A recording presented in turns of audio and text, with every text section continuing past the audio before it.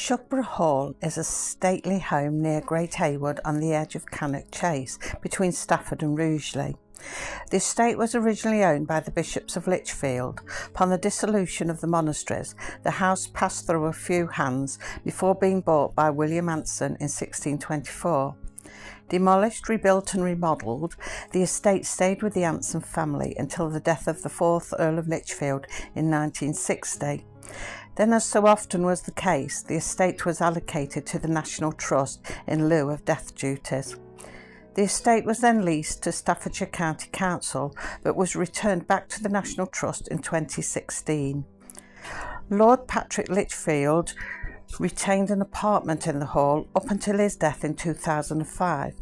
His successor, the 6th Earl, decided to let go of the lease of the apartments.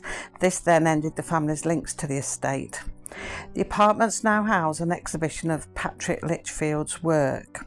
You can view a recreation of his studio, however, you're not allowed to take any pictures, so I'm afraid I haven't got any pictures on here to show of that. As a child, Queen Victoria often stayed at Shugborough, and the one thing I do like about Shugborough is that the servants' working quarters can be visited.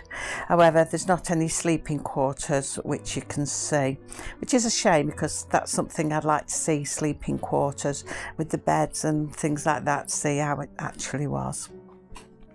It's a nice estate. I do like this estate. It's got a nice warm feel to it, and it's sort of what I would call a manageable size but it is a nice estate. So I'm going to let you enjoy the pictures now. I've given you just a little bit of history of it. My son has got the history of it on his site. It's called SAR Histories. I will drop a link to that in the description box down below if you want to see any of the history of these places. So enjoy the pictures and I'll see you tomorrow. Take care. Bye.